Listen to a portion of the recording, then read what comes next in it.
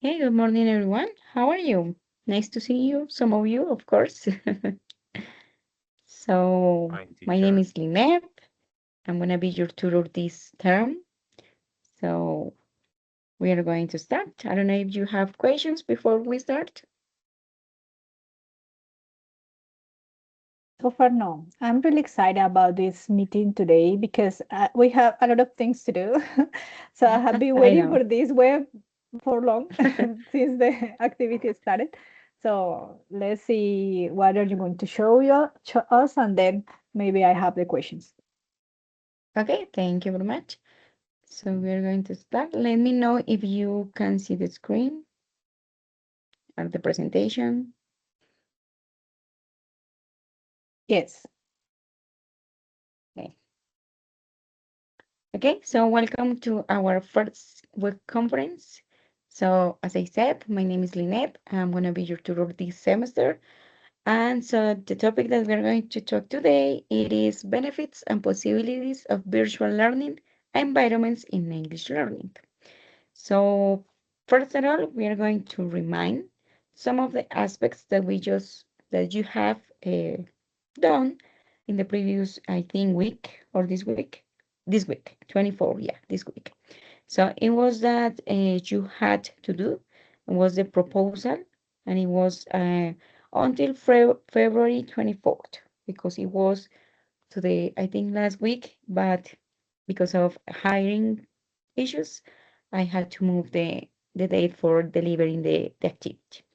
So the second one that you are now, it is design, so which is until March 16 until midnight. So for that, I'm going to show you basically what you have to do here. Well, here in the environment, I mean in the activity 2, stage 2, so here.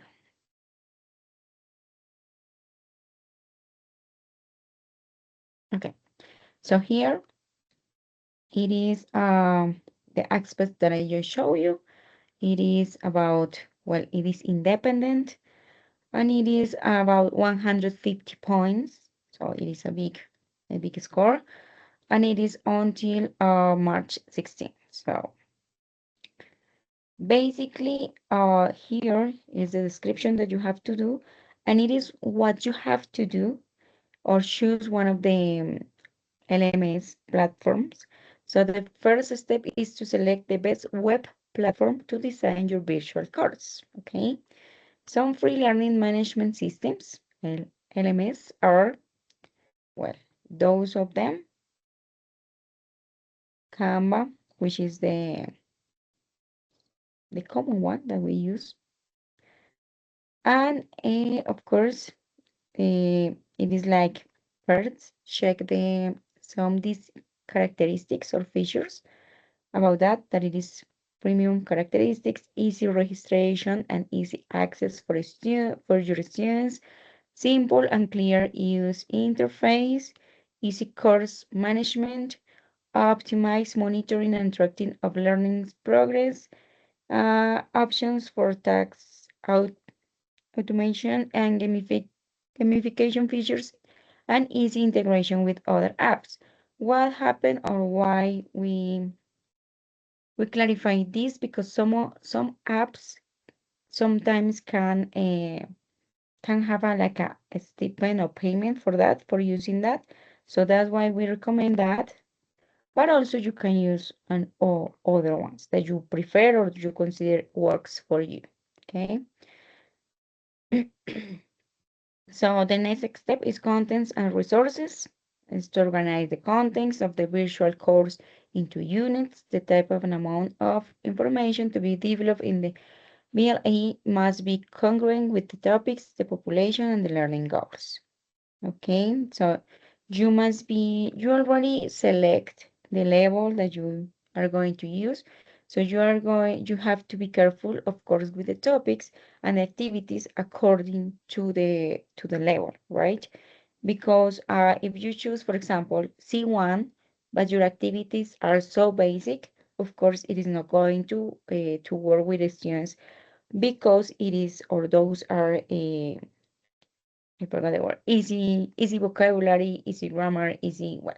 So we need to choose or look for very well the activities that we are going to design or put into the designing course, okay? According to the level. Remember, a A1, A2, B1, B2, C1, and C2. But in this case, we're not going to touch C2 because it is the master of masters. But if you consider that you can do it, just do it. Well, this is basically about it. Okay, so I think at the end of the presentation of the web components, we're going to solve questions related to this. Okay, so just remember the dates that we have for that. Wait a minute. Those are that I just showed you, so just please take it into account. If you have any problem with the platform, with the date, with, I don't know, whatever, because in technology we have a lot of troubles. So let me know on time and we can see what can we do. Okay? So well, getting to start. Today, so we're going to touch about virtual learning environments in English, of course. So without reading this part, what comes to your mind when we talk about virtual learning environment?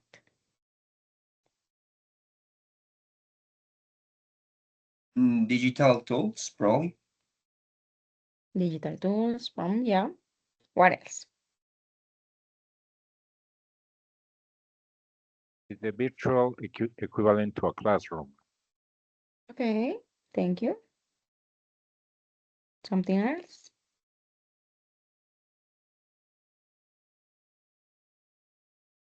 Well, a virtual learning environment is a digital platform that supports teaching and learning, providing tools for content delivery, interaction, assessment, and collaboration, specifically tailored for language education to create immersive, flexible learning spaces.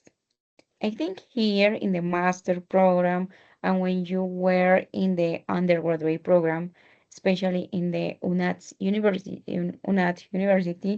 um, we can find a lot of spaces of this, right? For example, this one, which is a like a mini class about a specific topic that we can interact, but in the digital way. Of course, if you're teaching in person in your schools, we can use also these kind of tools or yeah, tools or I forgot the word, sorry. To interact with our students, right? Usually we use, for example, Kahoot, EducaPlay, um, Canva, uh, PowerPoint also works. So these kind of spaces maybe help us in our teaching process and in our learning process as well. So it is also, I don't know if you have heard or you have used about Duolingo, for example. These kind of apps are visual learning environments that help us to understand a foreign language if it is the case. So virtual learning environments are essential in modern education. If you go, I don't know, 10, 20, 30 years ago, we talk about traditional education that we just use or we just touch books and the teacher is the center of the education and the student is the passive passive actor in the classroom. Nowadays, it doesn't work in that way. So, it has to have an interaction between a student and a teacher, of course. And of course, the student is the center of our classroom, right? So that's why in the modern education is necessary our virtual learning environments because we are not talking about 30 years ago. We are talking about in a modern era so that help us to understand our students as well. So these kind of things or the technology or visual environments or apps help help us to be like a more creative teachers or these kind of things that uh, nowadays are, I mean, like the globalization and these kind of things. Um, I forgot the word, sorry. Help us to be involved in this space. They support flexible, autonomous, and technology mediated learning. Okay, it could be flexible. Also, for example, as I said, it is an virtual space that, okay, the web conference is recorded, so your classmates can watch later. So that's why it is flexible. And of course, you can send the activity to your students in a virtual way, and they are going to do so. It is what it means flexible and autonomous, of course, because they are going to do by themselves. They are especially relevant in second language acquisition. What do you think about this part in second language acquisition?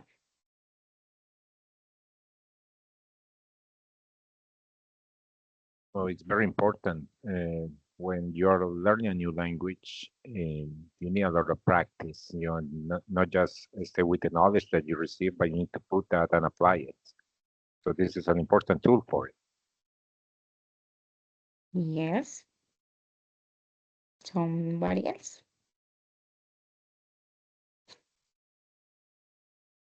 Yeah, probably actually it helps people to be a little bit more autonomous, right? So as actually the teacher said, Santiago, right?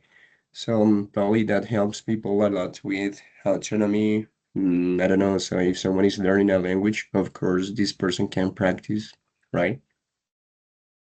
Yeah, even if you travel abroad, even if you have an app, for example, if you go to Japan, but you don't speak Japanese, for example, you can use one of the apps or even using the app in English, and you're going to understand some of the things that are over there, right? So these kind of tools, like the virtual environments, learning environments, of course, help students and teachers. So we as teachers, uh, I think we have to take advantage of that. So use in the right way. So remember that nowadays also we have the AI.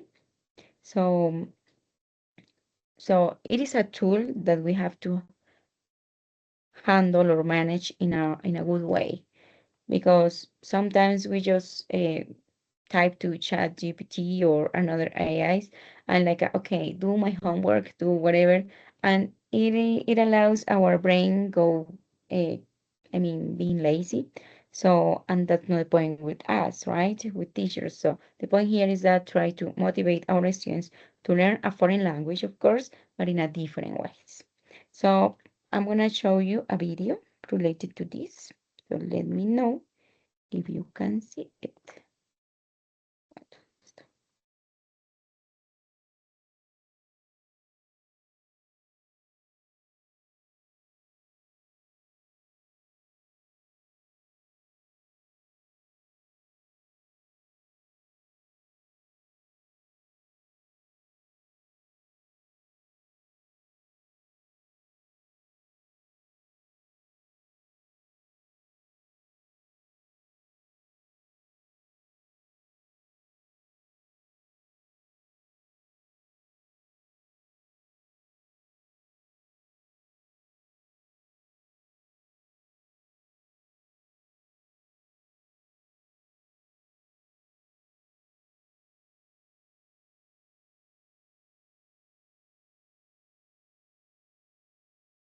Can you listen some sounds?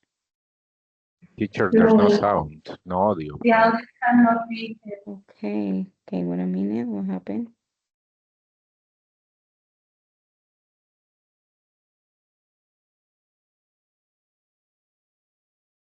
Give me a second.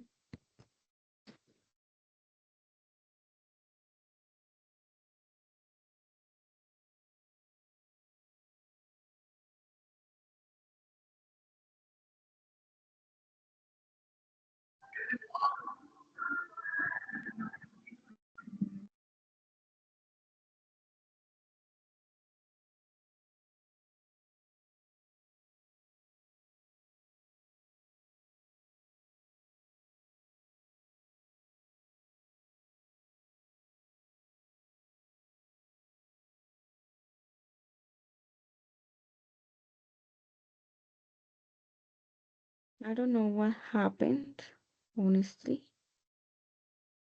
because when I check, it works.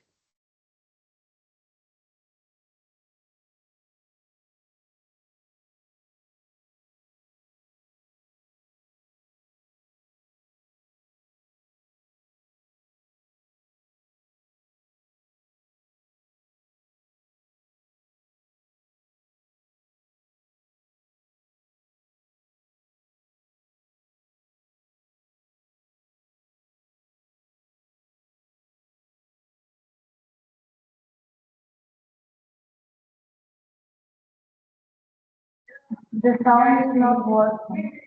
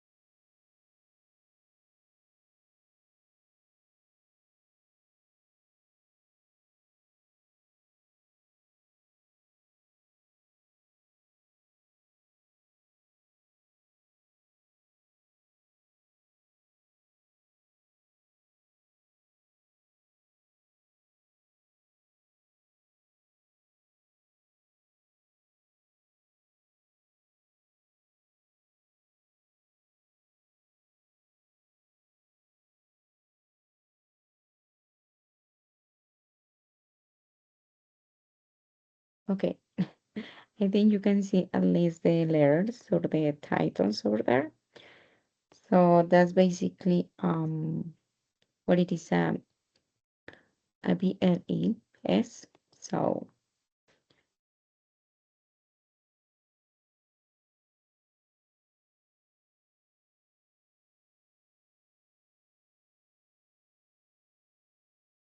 okay. So based on that that we have just talked, so about theoretical background, BLEs are grounded in constructivist learning theory. What is constructivist learning theory? Do you remember that?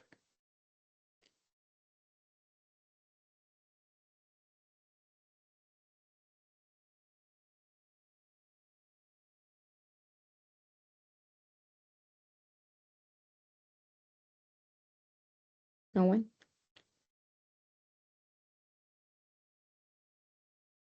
Okay, so basically this one it is what the learner learns from the environment, right? And of course it has a meaningful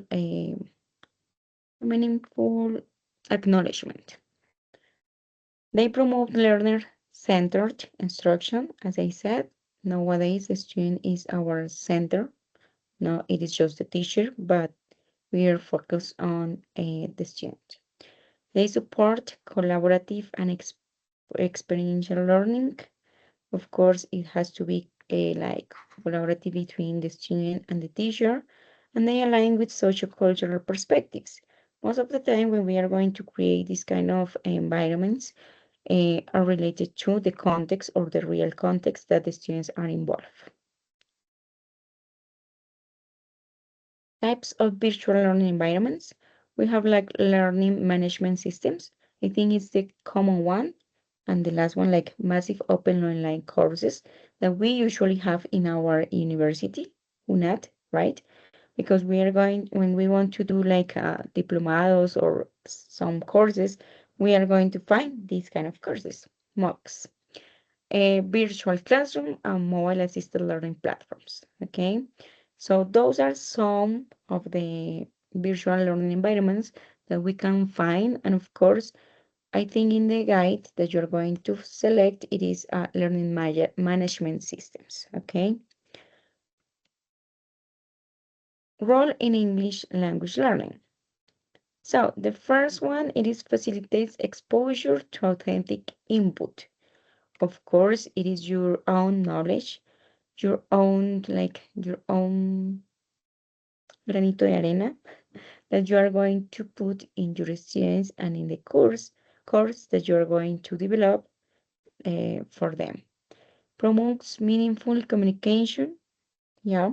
So sometimes it's better when we touch these technological devices or tools, and of course we can communicate between them. Sometimes I don't know if you had used like Duolingo or these kind of things. uh, it is like okay, repeat it, and then you communicate, and then you talk, and you check what was wrong, what these kind of things. It can help the students to communicate better. So according to the input that you're going to create in your courses. Of course, the students have to have an output for that. Supports intercultural competence and enhance learner autonomy. So one of the purposes of the main objective with these kind of activities, it is the autonomy that the teacher is it is like okay, you don't have to be like okay, do it, do it, do it. No, because you are your own um, learner, your own boss, where you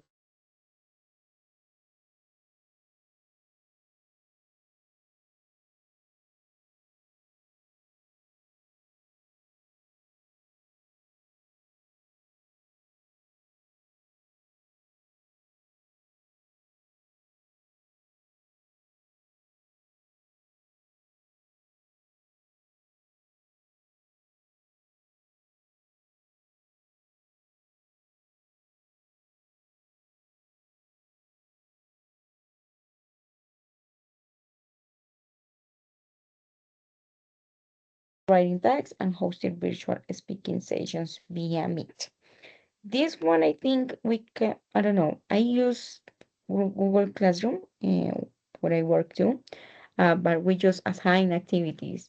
But in deep, I haven't used, but I consider that we can't explore this Google Classroom because it has a lot of things that we can use, and of course are are great tools for us for teachers. Accessibility and flexibility. So learning without geographical limitations, wherever you go, whenever you are, so you can learn. If you are in Africa, you can take your course and you can do the activities and you are learning. So the point is that it has to an effective learning of communication. And of course that the instructions, because this is another point that, okay, what are the instructions? And the instructions must be clear because sometimes we don't understand what the teacher wanted to say and we just do another thing. Inclusive education opportunities. Here, there is another one. I think we need to think beyond because nowadays there are plenty of these cognitive is disabilities, um, and we need to think about them and support for lifelong learning. I don't know, have you thought any kid or children with inclusive or disability, physical or cognitive disability?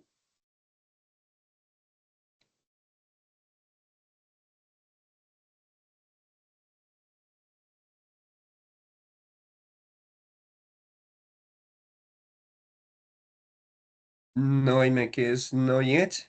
But for example, last semester, I remember that we designed a VLO, and for example, if for this type of population, we try to include certain tools that probably help them. For example, I don't know, so artificial intelligence for reading the exercises, something like this, so probably tools that probably help them understand the exercises and actually participate as well. Okay, thank you. And how do you think these virtual environments can help them, for example? Yeah, I suppose that probably we could do something similar. Yeah, include probably videos, audios, right? So for the exercises, actually for their learning guide, we can include audios for them, for people who have um, a listening disabilities, right? Or something like this. So probably try to include more tools that could help them a little bit more. Yeah, thank you. So yes, when I had the opportunity to teach to a boy with autism, it was like what the teachers in that moment recommend me was like a just drawing with him. It was like a okay, just drawing, but what about the English? What about the language? So they said like no, él no hace nada más, solo póngalo a pintar. I was like okay, I was concerned because it's kind of hard because sometimes they are better at learning languages. So it was like, okay, maybe we have to do something. And I tried involve him in the process of learning a new language. It was okay, slow because he didn't have that opportunity before.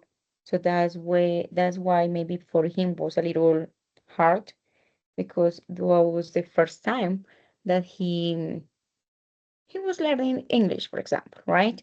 So, and of course, I think including these kind of activities, it can help this population because I think we just discriminate a lot of uh, these kind of disabilities, even physical or cognitive. I think in Colombia, a lot of people just discriminate, and that's not the point with this, right? Even with teachers.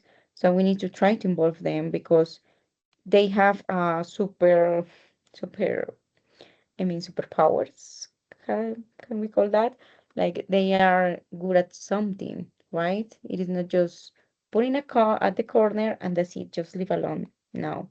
And using these kind of activities, maybe it calls the attention because it is technology, that it is in the era about technology. So we're continuing with that. What is that? What are the pedagogical benefits? Differentiate instruction, immediate feedback, skillful learning, and formative assessment tools.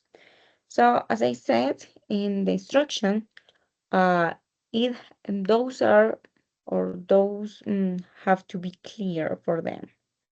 So, if the instruction is not clear, they are not going to understand. Okay, probably they are going to do what they understood, but it is when we have to check, okay, if it is clear, if it is the objective, if it is the point that what we want they do.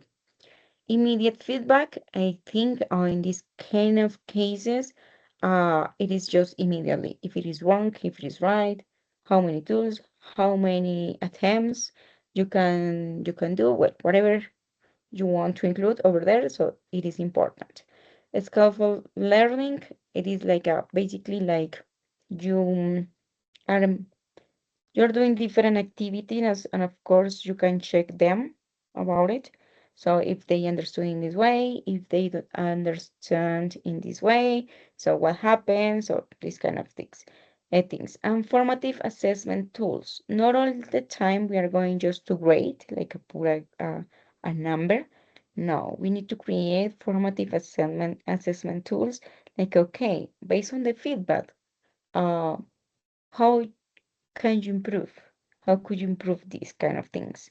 Okay, because most of the time we just evaluate or grade with a number, and we don't take into account the other things or the other aspects that probably the student has in that or had in that moment.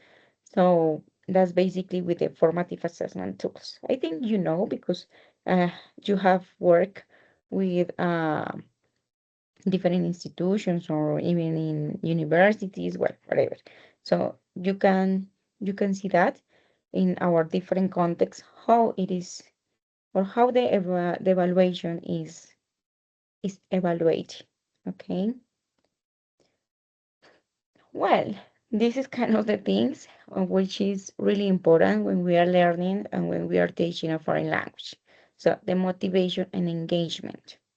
So one of the things is gamify learning systems, different kind of tools, different kind of things we can use here. And of course, to students, it calls attention. So that's what we want to see in that kind of activities. If it is something that called attention, okay, we go through this way and let's see what happened. If they don't like, okay, we can improve with another thing. So multimodal content, it is not just usually like grammar. It is usually like different games, activities, interactive activities. Okay, do a draw, whatever you want to add. So it is important over there. Social interaction, which is really important, and personal goal setting. The last one, personal goal setting, maybe it is like, okay, I want to learn these kind of things. So I'm gonna pay attention to that. I'm gonna develop this and well, I'm gonna achieve this goal. Okay. So it is motivation is really important when we are teaching because if you don't show that motivation or encouragement to your students, probably they are not going to pay attention or they are going, English, all the time, English, blah, blah, blah. Okay, so it is just taking, I mean, like the bad things about the teacher. So, and of course, the engagement, it is like, okay, you are engaged to do this, that my students learned, that, well, this commitment that you put in your lessons, in your classes, in your courses, whatever you want. Language skill development. So, with these virtual environments, I consider we can develop the whole skills. So, we have listening, speaking, reading, writing. In the listening, we can put like podcasts, lectures, videos, songs, whatever about that the student can listen. The speaking, forums, video tags, presentations, any another activity that come to your mind. Reading academic texts, hypertext, story tales, small paragraphs, whatever think work for you. And writing blogs, research tags, portfolios, uh, even when you ask them like writing if you are in a